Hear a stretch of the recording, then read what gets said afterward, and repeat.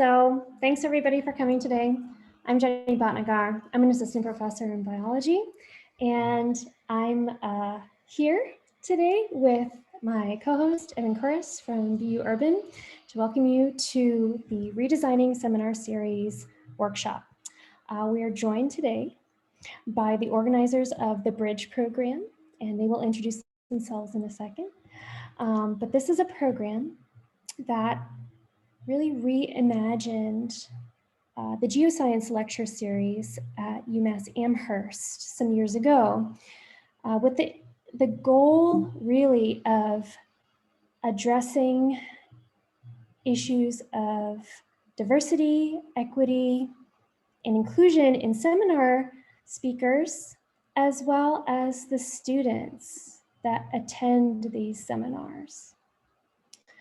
The work that BRiDGE has crafted to share today is the culmination of a couple of years of inquiry involving many graduate students who held the shared belief that seminars can be better, seminars can be more diverse, and seminars can be tools for improving the retention of students, marginalized students in particular, in STEM fields. And these ideas have formed kind of the centerpiece of an effort, a sustained effort at UMass Amherst to create a dialogue around, issues on lack of opportunities for marginalized scholars to really talk about their research. So the development of the BRiDGE program is something that our presenters are going to talk more about today. And it's been supported by many people, kind of a big, vibrant community of scholars and university constituents who really believe that their work could benefit the university community. And so the reason they're here today is to talk to us about how we can create those same kind of opportunities at BU to really attend to the specific challenges we face in diversifying our seminar series. So with that, I'm going to turn it over to our esteemed co-organizers, the developers of the BRiDGE program at UMass Amherst. So welcome to you all. And why don't you go ahead and maybe introduce yourselves to the group. Thank you so much for, that wonderful introduction, Jenny. We're so glad to be with all of you today. In many different ways, you'll be interacting both with the BRiDGE members and the volunteers who have signed up today to help cultivate and present this workshop. And so we're really glad to have all of you here with us. I'll go ahead and share my screen now. So welcome to Redesigning Seminar Series to address diversity, equity, and inclusion. Firstly, we want to thank you for providing us this space to engage in these conversations we're having today and providing a platform for us. So we want to start with some affirmations. The first being, the backdrop of this talk is happening amongst a year plus of living in the conditions of pandemic, of harm and violence, of which particularly marginalized communities feel acutely or have to relive constantly. And so whoever bears witness to this talk here and now, in the future, especially because it's recorded, we want you to know that we see you and we are with you. Second, we do not just acknowledge that these things are happening, but also name them. Racism, white supremacy, imperialism, war and climate change. And so by giving witness to and naming, we reaffirm our commitment to make space, hold space for healing, deepening solidarity, and strategizing collective action. And this work is crucial because many of these ideas overlap and inform the conditions we find ourselves in today within academia and are why we are here having this workshop. And so we acknowledge you for all being here. We support you all for being here and shaping this work that will continue long into the future. And so we also want to start off with our positionality statement. This is a team effort. And all of us in BRiDGE have social locations and intersecting identities where we have to navigate educational and career pathways amid settings that privilege whiteness and maleness. And so we come to this work centering and normalizing our lived experiences, our voices, and cultural knowledge to extend conversations focused on radical transformations for solving diversity issues in STEM. The experience of marginality, the desire to help others, make a difference, give back to our communities, and lift all we climb, has allowed us to foster more critical perspectives for change, which we hope to offer you today in this workshop. And so again, we are so happy and excited to be here with you. So a question to start this off, and please feel free to write your answers in the chat. Additionally, some housekeeping, if you have other questions, please feel free to put them in the chat. And if you have observations, please share those. We'll be returning back to them at the latter stage of this workshop. So please do keep that in mind. So first question, think back to the speaker demographics of your departmental seminar series.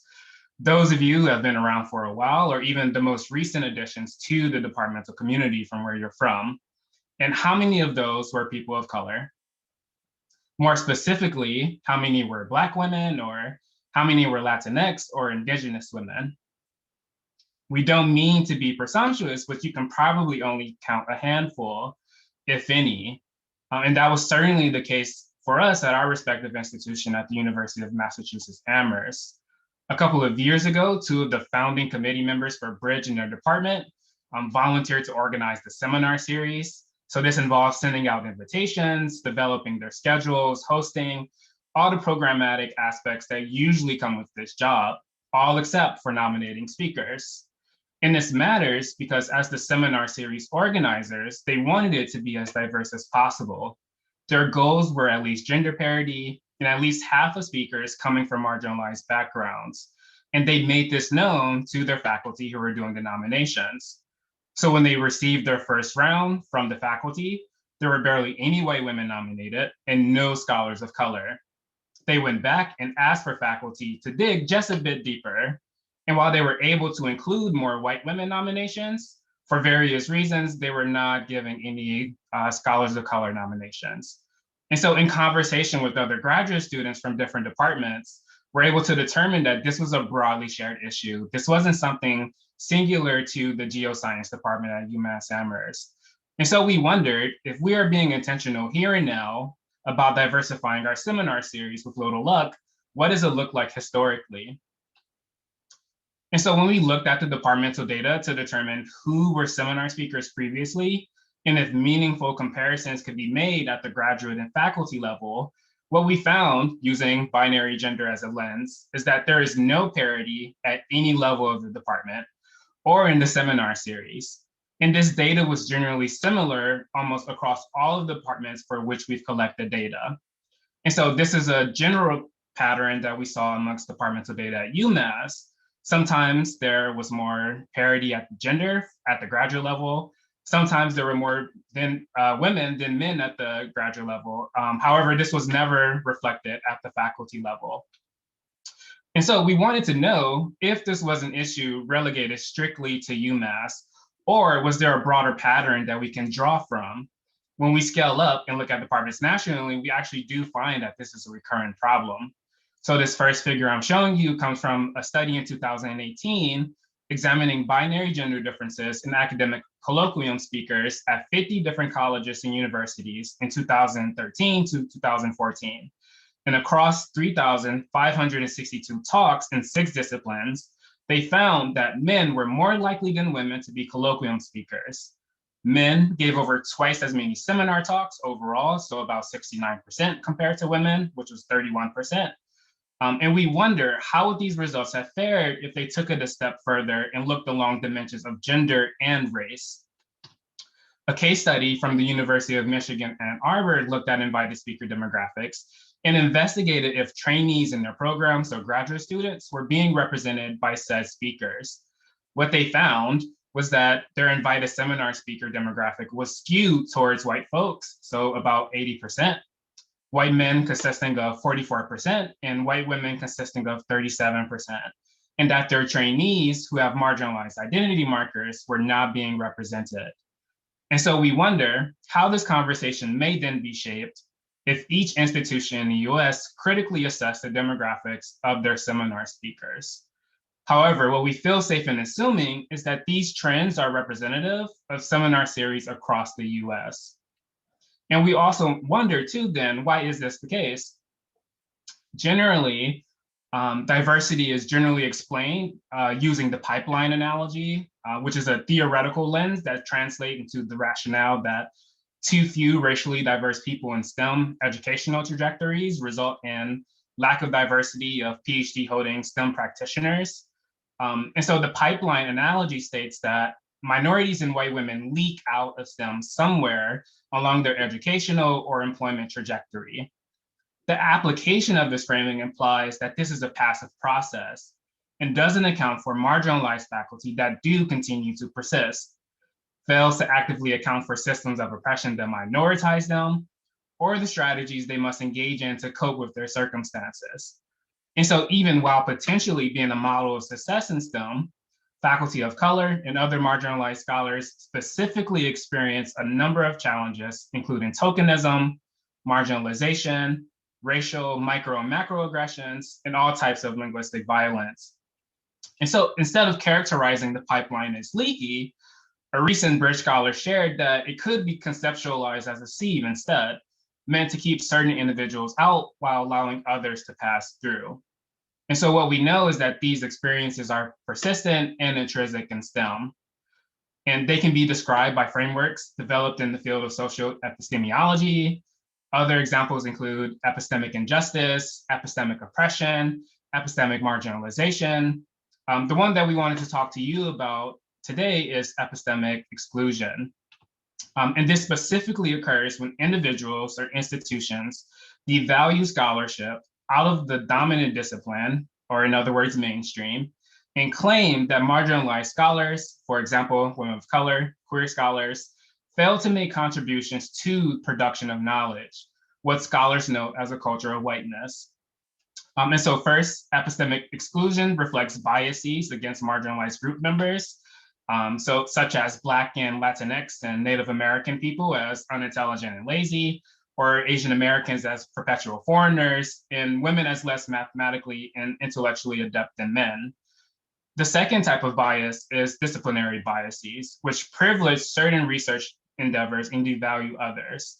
So take, for instance, the asymmetry in prestige in STEM, where prestige is determined by social dynamics through which scientists' identities are made. And so often, novel scientific questions and research findings by people of color are discounted, devalued, and underutilized by dominant scholars compared to innovations by white men.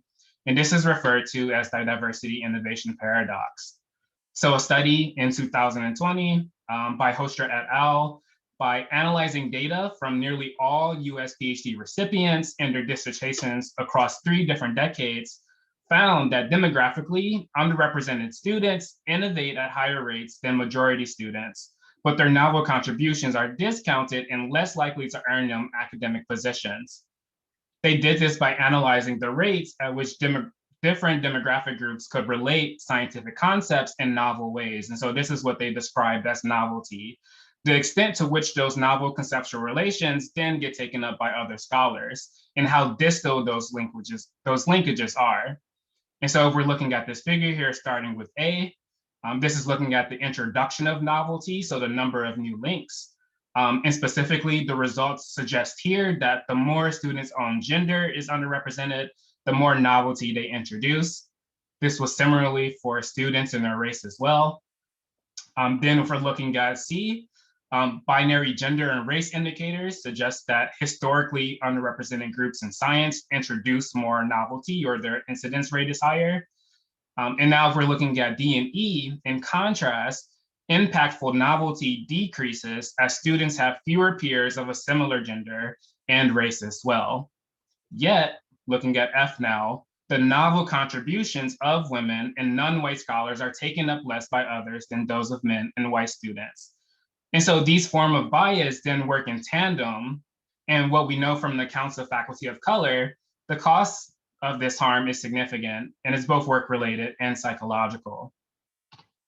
And so one of our take-home messages that we want for folks who are here present for this talk or listening to this talk in the future is that If seminars are not being intentional about the research of scholars of color being relevant and visible, then seminars are being intentional about the research of those scholars being irrelevant and rendered invisible. And so you're all here today because you probably realized or didn't realize that this was an issue. And we all fall short of our ideals and should be informed when we do. And so now that we do have some understanding, we have some responsibility for fixing this. And so because we desired change, at University of Massachusetts, we created the BRiDGE program. And this happened after understanding what the point of seminar series are and why we should diversify them. With that, I will go ahead and pass the rest of the presentation to my colleague. Hi, everybody. I'm Mariela. And so what I want to discuss a little bit about are seminars. And I think we can all agree for all of us here today that seminars are an important part of research departments and serve different functions for different individuals, which we're trying to show here in this Venn diagram.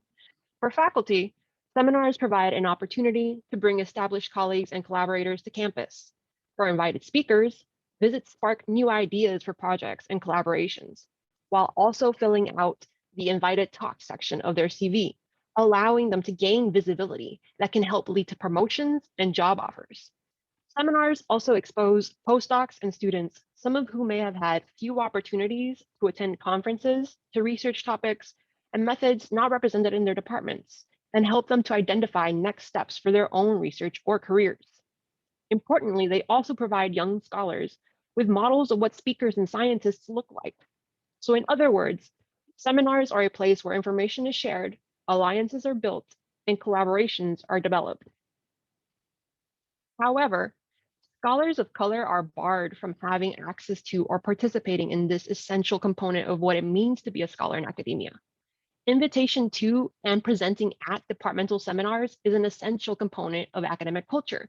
But as Nigel explained earlier, since epistemic exclusion is embedded in current seminar culture, it makes departmental seminars part of the sieve that actually filters out scholars, denying access to this specific type of stepping stone.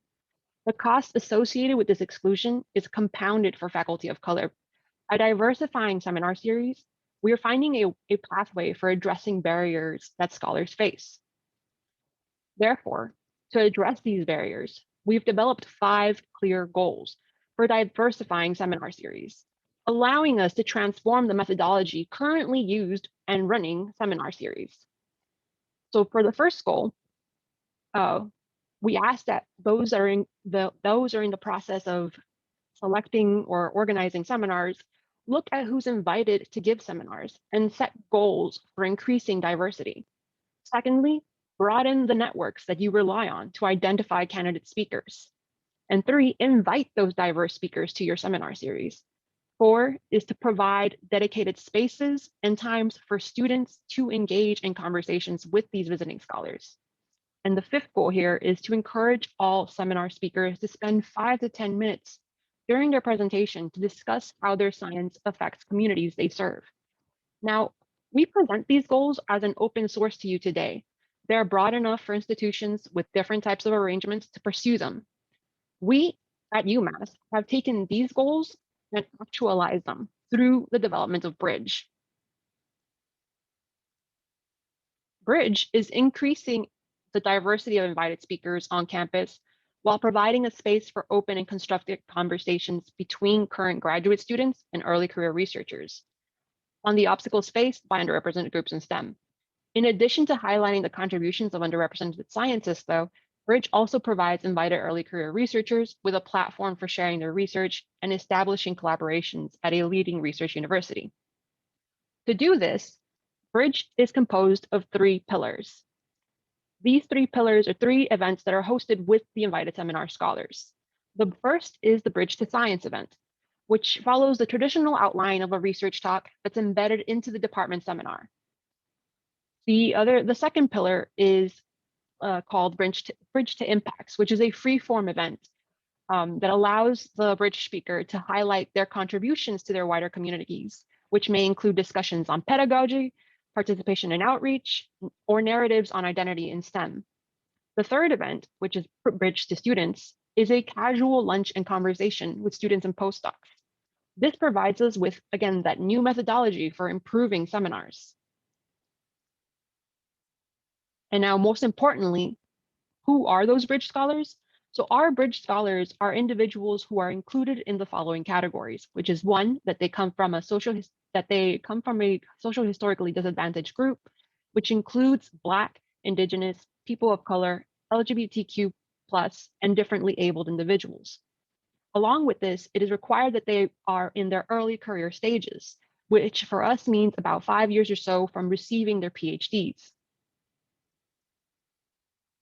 However, establishing BRiDGE at UMass did not come without its challenges. And we want to take a moment here to highlight these in order for viewers to begin brainstorming on some of these challenges that they may already have to face in order to develop a similar seminar series or a similar program. So let's conceptualize this part of the talk as a road along which BRiDGE is traveling.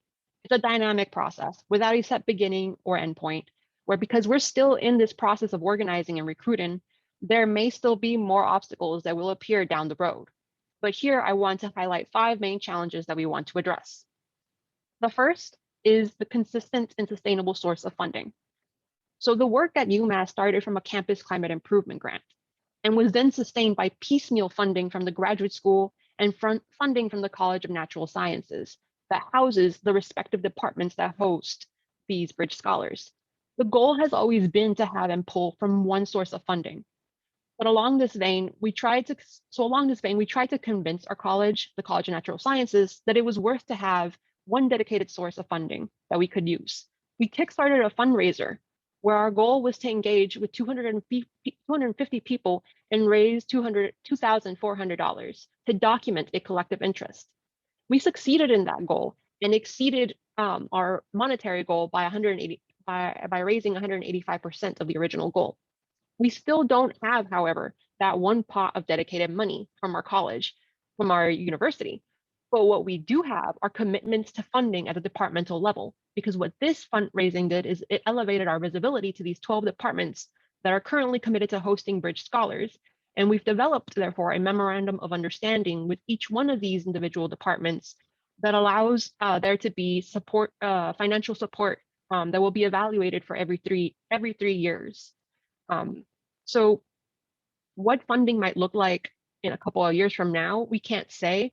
The socio-political context from when we designed and signed those MOUs or memorandums of understanding were different from what it will be in a couple of years, might be different from what it will be in a couple of years. And we just hope that the trust that we've cultivated with the department chairs in this process will help us as we continue to engage in this work.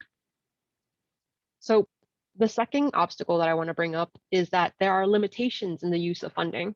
So our ability to engage in activities that align with our beliefs is restricted because we, again, don't have a single pocket of single source of funding. And we're not a funded student organization, so we don't have, again, control over the accounts that hold the money that we need in order to fund BRiDGE. And so if the individuals who do control these accounts don't see a need for or disagree with what we want to use that money for, there's not a lot that we can do about that.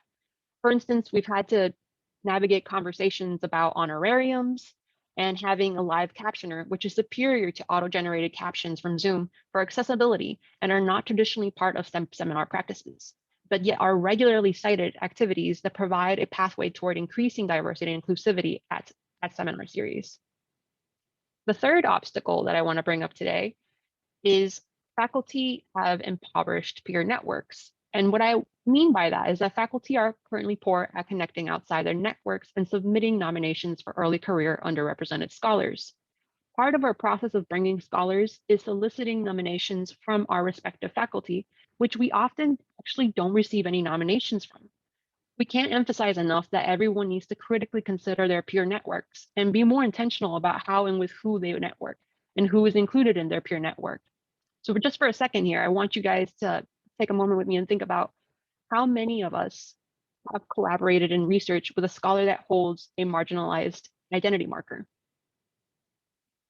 How many of us have co-written a research grant with those said scholars? This deficiency has led to a focus on graduate student nominations at UMass And in this way, we are empowering students by allowing their selection of who they want to come to campus heard and acted upon. Obstacle 4 is that the department culture can sometimes serve as a source of contention. And with that, I mean that there is here in departments, that's where we have differential power dynamics coming into play. So who is at the table making the final decisions on bringing scholars? Who can nominate scholars? These things can often set the tone for this type of work. And it's typical that the graduate student body, as Nigel pointed out earlier, often looks very different from the faculty. White women and people of color tend to be more represented at the graduate level, but yet are woefully scarce at the faculty level. Because we know that a person's identity markers influence their proximity to acts of marginalization, and that these experiences provide a template for how people make sense about the urgency of this work, whether intentional or not, faculty will ignore, disregard, or avoid arguments for diversity. The last obstacle I want to bring up to you today is that is framed as conceptualizations and criteria for impact. And by that, I mean, for us, within the past 4 to 5 years that we've been running BRiDGE at UMass, we've been consistently tasked with demonstrating the impacts of our event to receive financial support. And while it's good practice to assess if a process that you're engaged in is a useful mechanism to achieve the goals that you've identified, this particular line of questioning is problematic because before there were any arguments made to increase diversity, no one was really interested or concerned with the impacts of a seminar series. So a useful reframe here is to understand how many departments have explicitly articulated their principles and goals with regards to hosting seminar series. And if so, how do they assess that they are meeting these goals?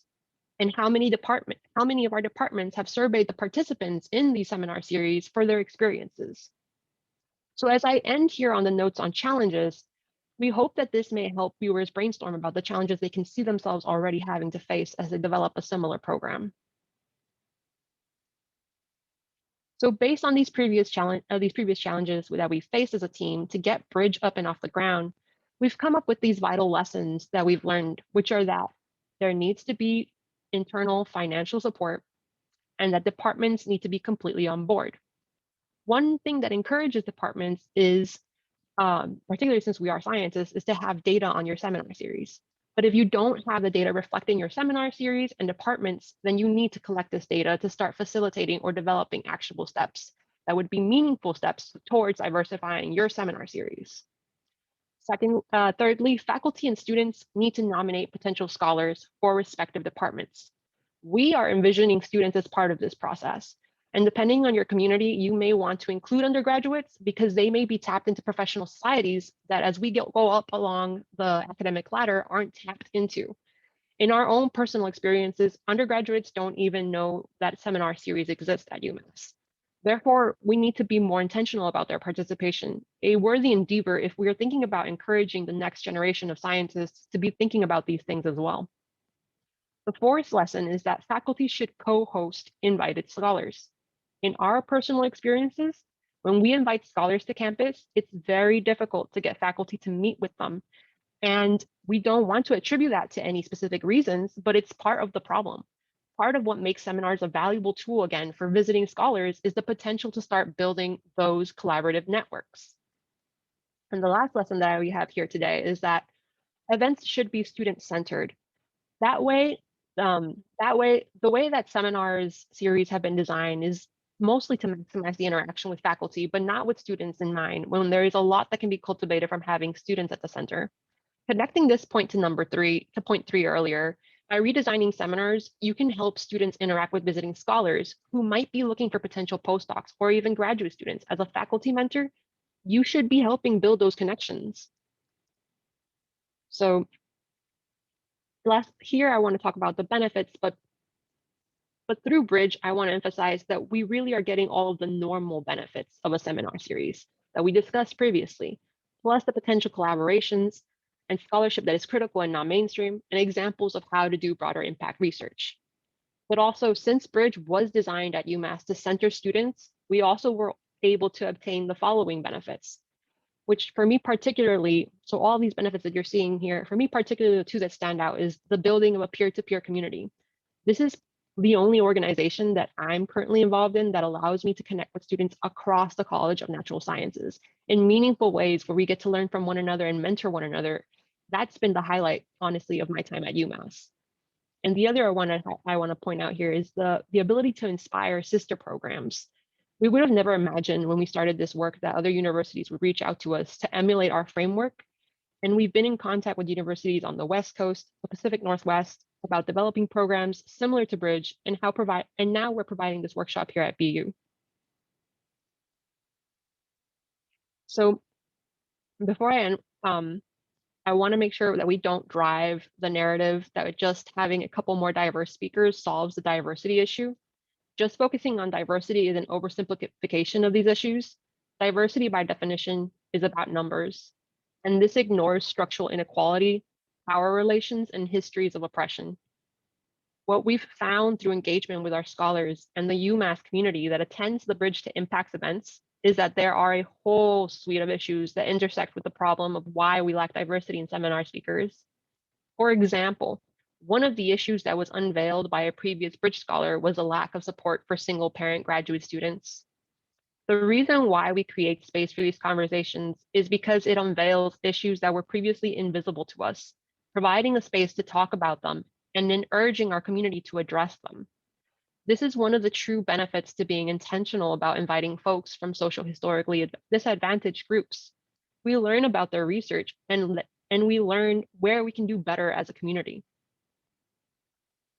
With that, I want to thank you for your time, and I would like to thank our original funding sources and BU for inviting us to be a part of your current journeys. And with that, I would like to now pass the mic on to Elsa